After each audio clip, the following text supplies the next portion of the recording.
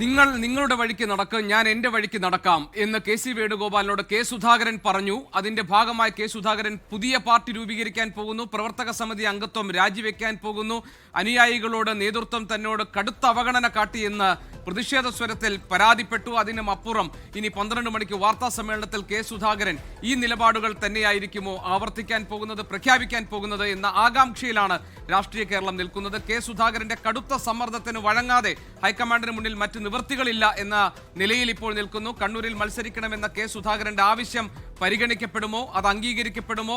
കടുത്ത സമ്മർദ്ദവുമായി കെ. സുധാകരൻ നിൽക്കുമ്പോൾ വീണ്ടും ഭരണത്തിൽ വരാനുള്ള സാധ്യതകളൊക്കെ തെളിഞ്ഞു രാഷ്ട്രീയ കേരളത്തിൽ UDF എന്ന ഒരു വിലയിരുത്തൽ നിലനിൽക്കുമ്പോൾ കോൺഗ്രസിനെ വെട്ടിലാക്കുന്ന, UDF പ്രതിസന്ധിയിലാക്കുന്ന കെ. സുധാകരന്റെ നിലപാടിന് മുന്നിൽ ഹൈക്കമാൻഡ് അയയുമോ എന്നതാണ് പ്രധാനപ്പെട്ട ചോദ്യം.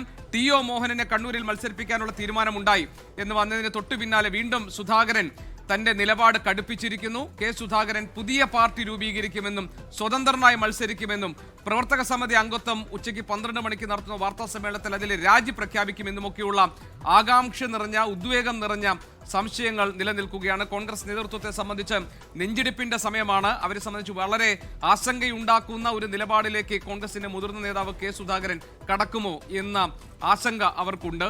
ഏതായാലും കോൺഗ്രസിലെ ഏറ്റവും മുതിർന്ന നേതാക്കളിൽ ഒരാളായ A.K. ആന്റണി അല്പം മുൻപ് മാധ്യമപ്രവർത്തകരെ കണ്ടപ്പോൾ പറഞ്ഞത്, കെ. സുധാകരനെ താൻ കണ്ട് സംസാരിച്ചു, സ്വന്തം ജീവൻ പണയപ്പെടുത്തി കമ്മ്യൂണിസ്റ്റുകൾക്കെതിരെ നിലപാട് സ്വീകരിച്ച് അവിടെ പടപൊരുതി നിന്ന കെ. സുധാകരൻ മൂന്നാമതൊരു വട്ടം കൂടി അവർക്ക് അധികാരത്തിൽ വരാനുള്ള സാഹചര്യം ഒരുക്കണമോ എന്ന കാര്യം ചിന്തിക്കാനും അദ്ദേഹം പാർട്ടിക്ക് വഴങ്ങണം എന്നുമുള്ള തന്റെ നിർദ്ദേശം, തന്റെ അഭിപ്രായം കെ. സുധാകരനുമായി പങ്കുവച്ചിട്ടുണ്ട് എന്നാണ് A.K. ആന്റണി പറഞ്ഞത്. അതിന് കെ. സുധാകരൻ എന്ത് മറുപടി നൽകി എന്ന് ആവർത്തിച്ച് മാധ്യമപ്രവർത്തകർ ചോദിച്ചെങ്കിലും വ്യക്തമായ ഒരു മറുപടി A.K. ആന്റണി നൽകിയില്ല. അദ്ദേഹം പറഞ്ഞത്, ഞാൻ പറയാനുള്ള കാര്യങ്ങൾ പറഞ്ഞിട്ടുണ്ട് കെ. സുധാകരനോട് എന്നാണ്. മുതിർന്ന കോൺഗ്രസിന്റെ ഏറ്റവും തലമുതിർന്ന നേതാക്കളിൽ ഒരാളായ A.K. ആന്റണിയുടെ ഈ അനുനയ നീക്കങ്ങളോട് കെ. സുധാകരൻ മുഖം തിരിക്കുമോ? A.K. ആന്റണി പറഞ്ഞ വാചകങ്ങളുടെ സ്പിരിറ്റിനെ ഉൾക്കൊള്ളാതിരിക്കുമോ?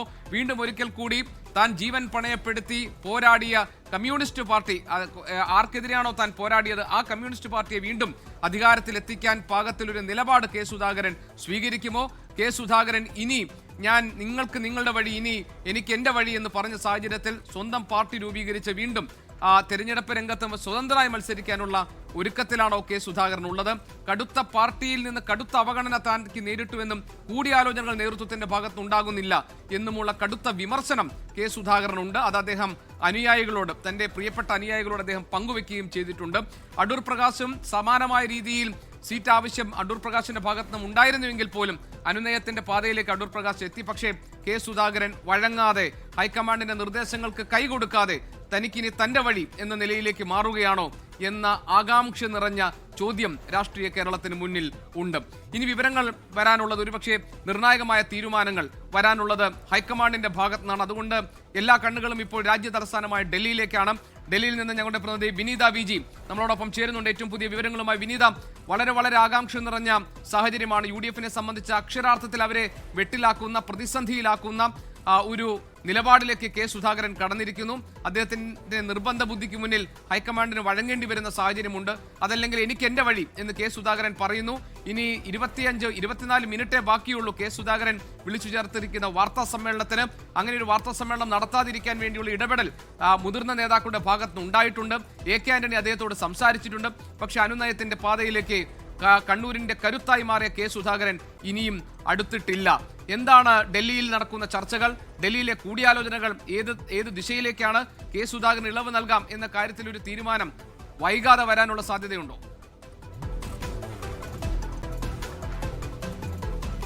സൂചിപ്പിച്ചതുപോലെ രാവിലെ മുതൽ തന്നെ ഇത്തരത്തിലേക്ക് ഉദ്വേഗമായ നിമിഷങ്ങളിലൂടെ തന്നെയാണ് ഓരോ കാര്യങ്ങളും കടന്നു പോകുന്നത്. ഞാൻ ഇപ്പോഴും നിൽക്കുന്നത് സുധാകരന്റെ ഗോദാവരി എന്ന ആ ഫ്ളാറ്റിന് മുന്നിൽ തന്നെയാണ് ഉള്ളത്.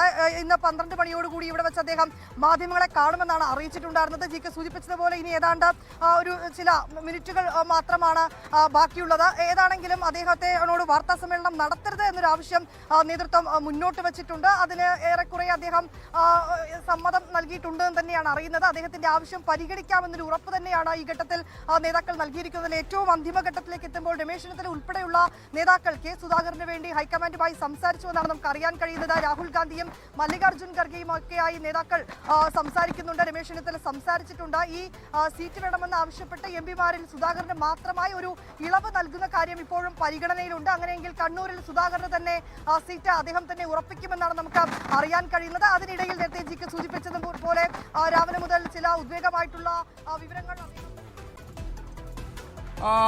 ഏതായാലും വിനീത, നമ്മൾ എല്ലാവരും തന്നെ വളരെ ആകാംക്ഷയോട് നോക്കി നിൽക്കുന്നത് ഡൽഹിയിൽ നിന്നുള്ള തീരുമാനങ്ങൾക്ക് വേണ്ടിയാണ്. അവിടെ കൂടിയാലോചനകൾ നടക്കുന്നുണ്ട്. വിനീത പറഞ്ഞതുപോലെ ഇപ്പോൾ വിനീത നിൽക്കുന്നത് കെ സുധാകരന്റെ ഡൽഹിയിലെ ഫ്ളാറ്റിന് മുൻവശത്താണ്. 12 മണിക്കാണ് സുധാകരൻ മാധ്യമപ്രവർത്തകരെ കാണുമെന്ന് പറഞ്ഞിരിക്കുന്നത്.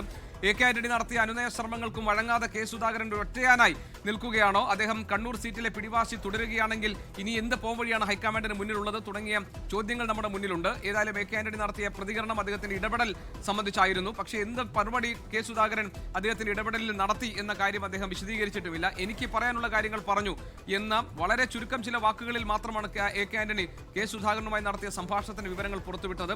ജീവൻ പണയപ്പെടുത്തി കമ്മ്യൂണിസ്റ്റ് പാർട്ടിക്കെതിരെ പൊരുതിയ കെ സുധാകരൻ വീണ്ടും ഒരിക്കൽ കൂടി അവരെ അധികാരത്തിലെത്തിക്കുന്നൊരു നിലപാട് സ്വീകരിക്കരുത്, പാർട്ടിക്ക് വഴങ്ങണം എന്നതാണ് എ കെ ആന്റണി അദ്ദേഹത്തോട് നൽകിയിരിക്കുന്ന പ്രധാനപ്പെട്ട നിർദ്ദേശം. പക്ഷേ അതിന് കെ സുധാകരൻ ചെവി കൊടുത്തിട്ടുണ്ടോ, അത് മനസ്സിലേക്ക് എടുത്തിട്ടുണ്ടോ, തീരുമാനം അദ്ദേഹം മാറ്റാൻ തയ്യാറാകുന്നുണ്ടോ എന്ന് തുടങ്ങിയുള്ള ചോദ്യങ്ങൾക്ക് നമ്മുടെ മുന്നിൽ മറുപടി ഇതുവരെ ഉണ്ടായിട്ടില്ല. എ കെ ആന്റണിയും ആ കാര്യത്തോട് മൗനം പാലിക്കുകയായിരുന്നു. താൻ പറഞ്ഞ കാര്യങ്ങൾ മാത്രം മാധ്യമപ്രവർത്തകരോട് വിശദീകരിച്ച് അദ്ദേഹം മടങ്ങുകയും ചെയ്തു. ആർ ശ്രീജിത്ത് നമ്മളോടൊപ്പം ചേരുന്നുണ്ട് തിരുവനന്തപുരത്ത് നിന്ന്. ശ്രീജിത്ത്, മുതിർന്ന കോൺഗ്രസ് നേതാവ് എ കെ ആന്റണി ഇടപെട്ടിട്ട് പോലും വഴങ്ങാതെ നിൽക്കുന്നു കെ സുധാകരൻ എന്ന അനുമാനമാണ് ഇപ്പോൾ നമുക്ക് സാധ്യമാവുക. കാരണം എ കെ ആന്റണി പറഞ്ഞത് ജീവൻ പണയപ്പെടുത്തി കമ്മ്യൂണിസ്റ്റ് പാർട്ടിക്കെതിരെ നിലപാട് സ്വീകരിച്ച് കോൺഗ്രസിനെ വളർത്തിയ കെ സുധാകരൻ വീണ്ടും ഒരിക്കൽ കൂടി അവർ അധികാരത്തിൽ വരുന്ന സാഹചര്യം ഉണ്ടാക്കരുത് എന്ന ഉപദേശവും നിർദ്ദേശവും അദ്ദേഹം നൽകിയിട്ടുണ്ട്. ലോകത്തെവിടെയായാലും ഏത് സമയത്തും 24 വാർത്തകളും ഓഗ്മെന്റഡ് റിയാലിറ്റി പാക്കേജുകളും എക്സ്പ്ലെയിനറുകളും വിശദമായി കാണാൻ ഞങ്ങളുടെ യൂട്യൂബ് ചാനൽ നിങ്ങൾക്ക് സബ്സ്ക്രൈബ് ചെയ്യാം.